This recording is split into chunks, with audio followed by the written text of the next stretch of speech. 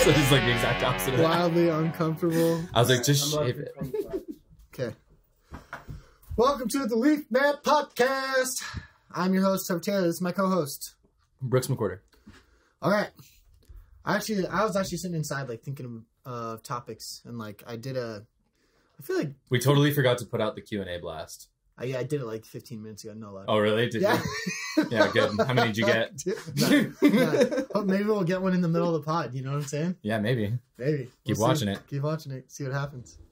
But I actually, Erica asked me a few good questions, and then I had some stockpiled from some old Q&As requests on the social medias. Yeah, I mean, I made a drastic mistake today, so I have one I could talk about too. Yeah, it happens. Yeah, we can talk. Let's start off with that one. That's a good one. I got plenty of good questions, but let's start off with that one. Just like making mistakes and taking accountability. How do you react? Because I do an in between thing of panic and then come up with a plan. Whereas I could totally omit one part of that. Yeah, I could omit the panic part, but I always am just like panic, self-hate, anxiety. I punished myself. The last 2 miles of my walk, I didn't listen to anything. I just stared at the ground the whole walk. Yeah, entirely. Yeah, exactly, dude. That's how I was. But then eventually I was like, I wrote out that whole thing. I was like, this is how we're gonna fix it in the future. But god damn it, I'm sorry. Yeah. That's actually a good one. Yeah, we talked about it a little bit. Like I gave you some like motivational spews on the admin chat today, but yeah, when mistakes get made, you just know how I am right away. Yeah, when things happen, I'm just always like, yeah, you beat yourself up a lot. Yeah. There's I think I said in the chat, I said when you make a mistake, take accountability, correct the problem as fast as you can, find a solution or a plan of action so that it won't happen again. Right, exactly. And I think that that's what people need to do. Like, it's okay to make mistakes. If you have a boss who, granted, like, if you're making the same mistakes over and over again, there's a line in the sand that has to become. But, like, if you have a good boss, a good leader knows that mistakes are inevitable. It is human nature, right? It happens. And so instead of yelling at someone, that's what you do. The mistake was made, clarify it, fix it as quick as you possibly can, find solutions, because talking about the mistake, yelling at them about the mistake, complaining about the mistake is not going to fix it. Fix it as fast as you can. Fix the problem, and then find a plan to implement so that it won't happen again. Yeah, I mean, it's definitely a hard hit, like getting $4,000 dropped off today. Yeah, but it's also I can admit and acknowledge now that it's been 7 hours. Yeah, I can not acknowledge and admit like I've never made that mistake before. No, like it's. And I scheduled a few other cranes the same day, but anyways, we don't really need to get into the nitty gritty of it. But it's just like it was going to happen at some point. I mean, at some point, I was going to realize I was busy on one day, and stuff gets forgotten. Even like Jocko talks about like extreme ownership, right? It's all about being accountable, even to problems that like you didn't create. And I feel like that's what we're trying to implement as a company, like. You made that mistake, but like, what could I have done differently to make that mistake not happen? And same with Ryan, Ryloe, he was like looking through the text, like, what could I have done differently? Like, things happen, failures are inevitable. Same thing with the guys last week, like, dude, your 4K boo boo was like, we just rescheduled it. It's fine. Like, the crane was not for tomorrow. For tomorrow, not a big deal. Like. Yeah. But last week we had a 5K boo-boo that didn't come back. That's never coming back. It's never coming back. Yeah, I get it. That job was gone off the schedule. But that one also holds the same truths of like, should we stare at this problem for the next 6 months and worry about it, or should we just be like, day of, like, it sucks, lost 5K, time to move on. I'm not gonna get it back in any sort of way by acting in a negative or upset way. Yeah. Now, this is not to say I'm perfect, because I definitely throw tantrums with Erica. That is for sure. Well, I do it all the time. I get butthurt. I get a little upset, for sure. But at work, I feel like I'm very good at separating that stuff. I think Erica's just my safe place, so I feel good to be childish around her, maybe. Love you, sweetheart. Sorry about that. But yeah, I get a couple of venting sessions from you a month, too. You get some. But, like, for the most part, like, with the guys, like, like, their boo-boo, and And it's honestly my boo-boo. Like, I should have been more clear about, like, what I expected and what needed to be done that day, and we wouldn't have lost $5,000. Now, there are leaders who would be like, we lost $5,000, you're fired. Or, you know, you guys suck, or this, that, and the other. Like, should we fire everyone? you know, but, like, I'll fire everyone, dude. that's like, that's part of it. Like, a lot of people probably look at this, might listen to this podcast and be like, I can't believe you're handling losing 5K so well. And what can I do? Why would I let that ruin my day? Out of 30K that we're expected every week, you know what I mean? Like 5K out of 30. It's like, oh, we made 25 instead of 30. It's not great because it's not our profitable. Yeah, we need savings. We need to be profitable, but it's you know, it's something that happens. It's on the guys. It's on communication, but it's no one's solo fault. No, it's no one's solo fault. And also, like, again, it goes back to, like, I can't change this. I can't fix this problem. The problem happened. The client is gone. What can we do to get more clients in? Mm-hmm. Instead of complaining about it, okay, how can we make that other money back this week? Can we squeeze in another 1,000 here and another 1,000 there? Like, sitting there and dwelling on that problem, being like, this is why our company is failing. No. Find a solution. This is why our company will succeed. We lost that and we moved on quick. We found a way to replace it. That is what makes good companies good companies. They take the bad and they figure out how to make it good again. That's it. Right. And they do it quick. Just adapt to problems. Just adaptive. Yeah, adaptive. You can catastrophize or you cannot. Either way, you still are dealing with the same end result half the time. And I don't want to have that end result, so I will find a solution, or I'll find a fix, or I'll find a way. And sometimes there is no ways, and that really sucks. I get it. I'm not saying it's a perfect situation, but that should be the goal every time. Yeah, I agree. All right. I feel like we covered that pretty good. Yeah. This is pretty good into like the next topic question that I had, which was... What other question does Erica have for me? Well, I actually wrote this one. She wrote a different one down. But why most people won't make changes or take action, and how you can and should. And I feel like... I'll let you start off on that one. Yeah. Yeah. So, like, for instance, I've met a few people who want to, like, start their own business, right? They want to do this, they want to do that. They want to build snowboards, or they want to... Hey, that's a sick dream. Yeah. They want to run... Saturated market. They want to own an apparel company. They want to own a bakery. I don't know. Whatever it is.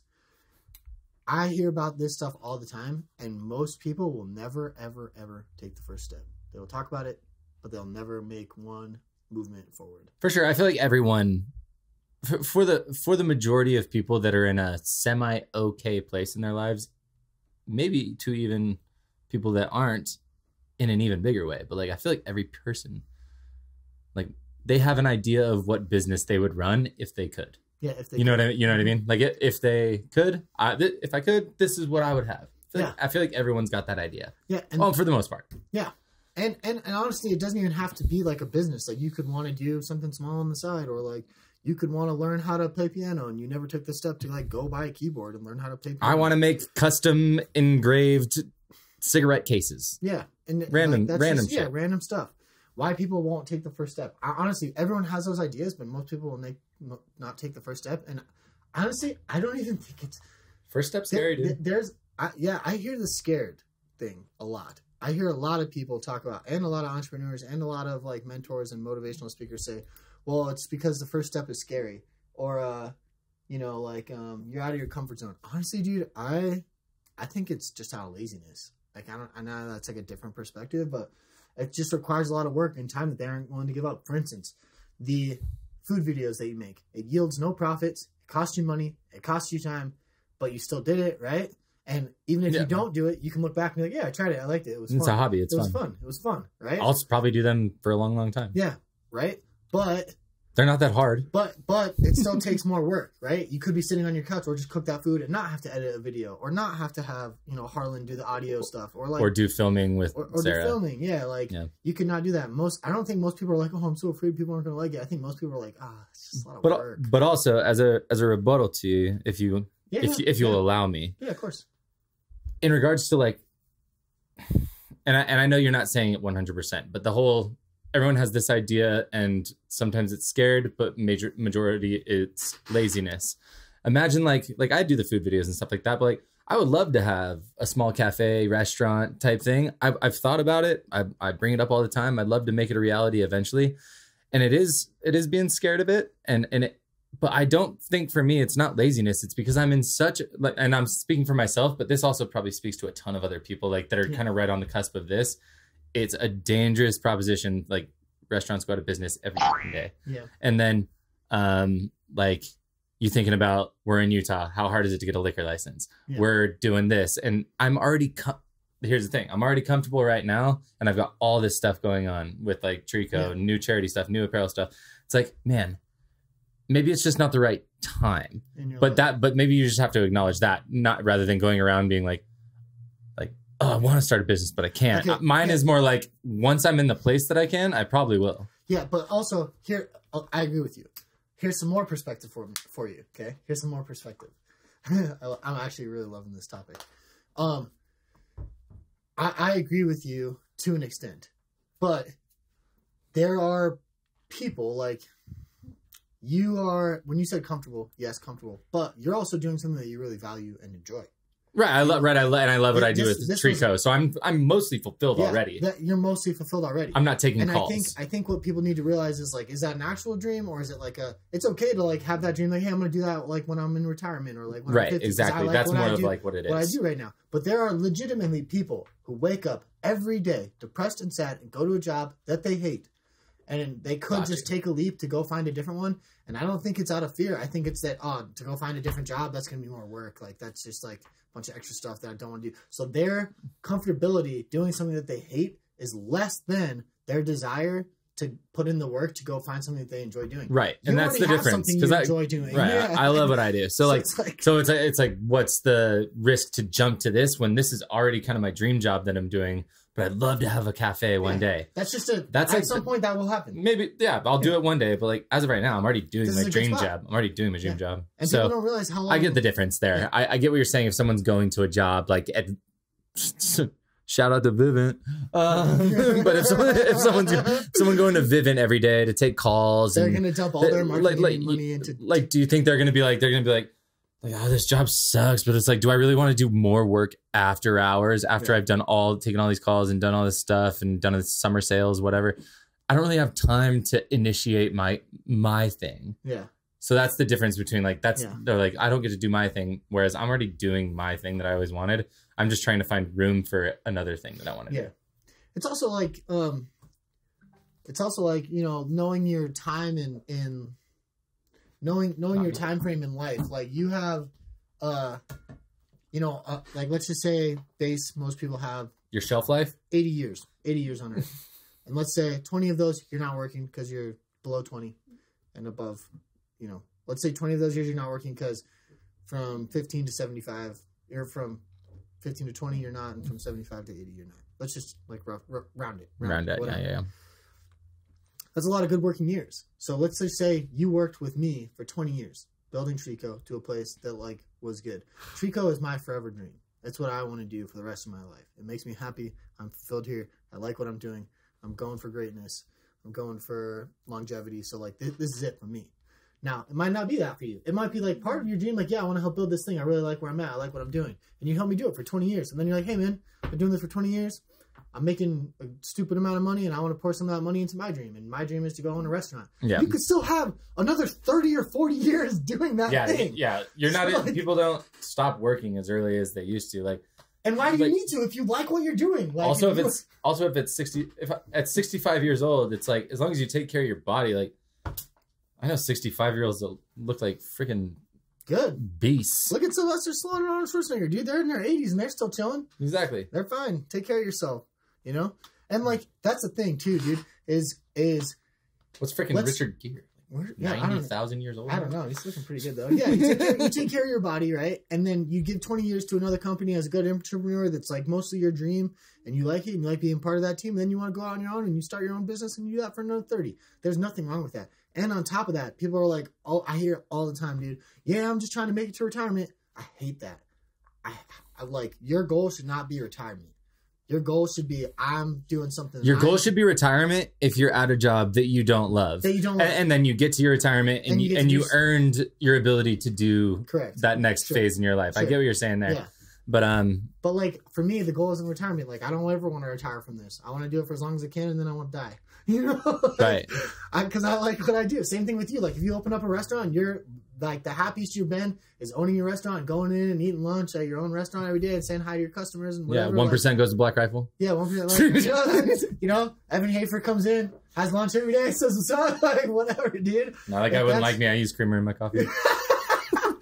But if that's your thing, like, why would you want to retire from that? You're happy, right. You know. Like, this is fun. I would imagine David, like, making videos his whole life, like, is not looking forward to retirement because it's not like, oh yeah, I get to quit making videos. I like what I do. Yeah. I'm not looking forward to stopping doing it. Right, and with him, it's just like a passion project. Like he's not even that good at it.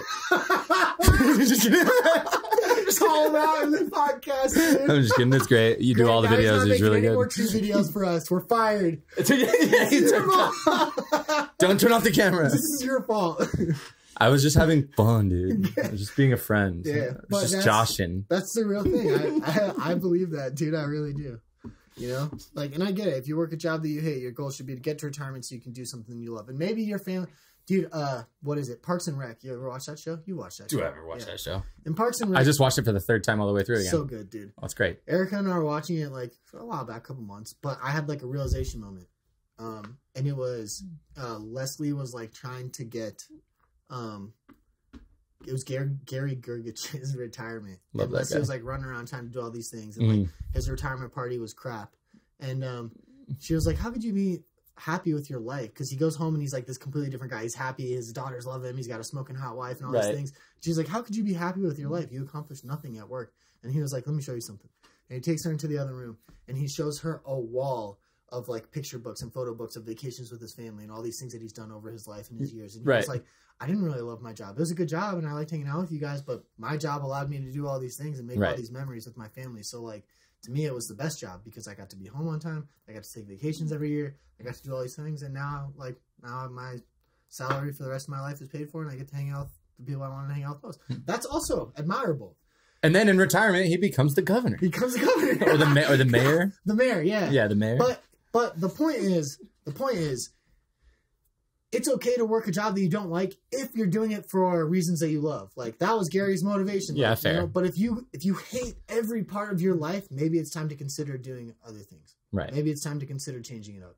Maybe it's time to consider like, you know, like, oh yeah, if you hate your job so much that it's not even worth it for the time that you get to spend with your family, or you hate your job and it also doesn't allow you to do the things that you want to do, then it's time to change, I think. Yeah, I agree. Yeah. That makes sense to me. Okay, wait, we kind of got off topic. Did we? Yeah. I forget. Yeah. Why most people won't make changes or take action, which we went through, and how you can and should. How you can. How you can. I don't know about you, but the way that I make Trico work and the way that I've gotten ahead over the last few years is I know exactly what goal I'm chasing, and I move to it as quickly as possible. So if you're a person who doesn't take action and you have a dream or you want to follow through on something, you need to not put it off till tomorrow, not put it off until Monday. Do it today.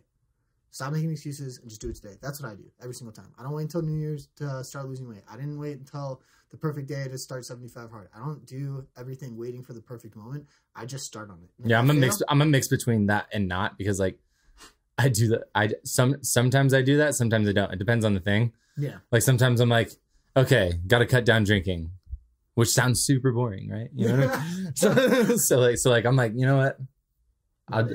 It's Sunday already, which means it's this week already, which means I can't do it this week. So I'll do it next Sunday, which is part of next week. So we'll do it then. Yeah. You know what I mean? It's like I'll do that sometimes, but then there's also some things where I'll think of like, oh man, I would really love to like learning how to do some sort of drawing / so I could help myself with all the graphic design with the apparel. And then I'd be like, Amazon, order drawing book. Yeah. Immediate. Yeah, it's I just take action immediately and then I am consistent with my effort after that. I think that's where people get lost. They have a hard time taking that first step because they're looking for the perfect moment. Stop looking for the perfect moment. It doesn't exist. And then on top of that, the second, third, fourth, and fifth step is just as hard as the first one. Yep. And then be consistent about your steps. Eventually it becomes a routine. Yep. Eventually it becomes, yeah, I get what you're saying. It's like the walk thing, right? The first time it's like just starting it doesn't work. Just like starting it, that first day you feel great. And then the second day, You feel just as much not wanting to do it, and then you have to force yourself. You got to force yourself. Yeah, it's like now I would be I get mad at myself when I don't do it. Like now I'm like, man, what a failure of a morning when I don't go on my walk. Yep. It gets to be a part of your routine, and you enjoy it a lot, and then it really feels wrong when you don't have it. You're basically rewired your brain, and people can talk about the theories behind things. I know that is a fact of life because I've experienced it, and so have you. Like I know that you can rewire your brain because I didn't enjoy my walks when I first started them. I had to force myself to go do it, and now I hate when I don't do them. I hate it. I enjoy it so much, and it's become such a part of my routine that I do not like when my routine is thrown out of balance. So like you can rewrite it. Yeah, like I'm gonna be all like upset because like I was supposed to hit the gym today, but just ran out of time during the day doing all the things I was doing, and then we got to leave right after the pod. But like, but it means I'm gonna be like driving. I'm gonna be like, do shoulder shrugs on driving. Yeah. Sarah, you gotta drive. I gotta do my curls in the passenger seat. Hold on. We need to get a convertible car so I can do my weights in the back. Yeah, exactly. Just like this morning after I lost us that $4,000 with the lunch bag. 100%. Okay, this is a good one for you. This was Erica's question. Erica's asking me questions now? Well, she asked us a question. She said, she didn't even ask a question. I phrased it as a question. She said you should talk about why you do charity. And I phrased it as, why do you do charity when you are a small business? Because I feel like we've gotten that question before. Right, for sure. How can you afford that? You guys are a small business. Exactly. But if the whole thing, since I've started the whole program or even started brainstorming it to pitch to Spencer back in the day, like my whole thing was how little can we give at one time to create a large effect, which took me a minute, but I came up with the diagram of like 1% of every job is like $200 a month, or not $200 a week, which is nothing compared to a 30K week, you know what I mean? Or a 25K week, even a 20K week. $200 is not the worst thing off the top. No. And over the time, like tree service is lucrative. We make that much. So over the course of a quarter, if we're giving quarterly, we're giving very meaningful checks. Yep. Every 3 months of the year. And it costs us essentially nothing if we keep up with it. Yeah. So that's like, that was my whole thing. Like as a small business, it's not about, I don't think, making that grand gesture. I think it's about finding a way to make a good to great gesture. Or like, what's that? There's some self-help book called Good to Great, I think. Yeah. Maybe you've heard of it. It's good. There's something like that. But what I'm saying is like, you start at good. Yeah. You start small. We can't go out and give $5,000-$10,000 to any veterans charity, but can we give that much every year if we're dedicating ourselves to separating it every job? I think it's making small things count. Making small things, yeah, and it's again, it's like a habit thing, dude. I think I honestly think, and because I used to think this way, I thought to myself, when I have money, I will give to charity. Right. But you do have money. You have more than the person next to you. So like people often live up to the accordance of their means. People are like, you're a millionaire. How are you broke? It's because they're living exactly at a millionaire status, right? They're paying $10,000 mortgage. So it's not like you'll give when there's more money to give. You'll spend that money unless you integrate it into your system as a whole. Right? Exactly. I mean, when I was just barely in sales, I wasn't even making money. Like when I started donating to the Save the Walrus campaign. Yeah. Like I've consistently done that, like $20 a month. Like, you know what? You know, in that moment, I feel like in the initial moment, or even if it's $10 a month, like imagine just being like, I mean, it's $10. Like what help is it making? I'll help when I can give like $100 at one time. Yeah. But it's like, if you give $10 a month in 10 months, you won't even notice $100 small that you've given. It's literally just like, it's over time. It's literally just like the goals that we have. You break them down into small manageable tasks. Are you saying 1 minute? Okay. You break them down into small manageable tasks, and that's how it works, right? You take a big thing, you make it small, and then you're able to accomplish it. It's the same thing with the charity. We're going to do this until we're a big company, because it's not like you make $1 million and then you donate it all.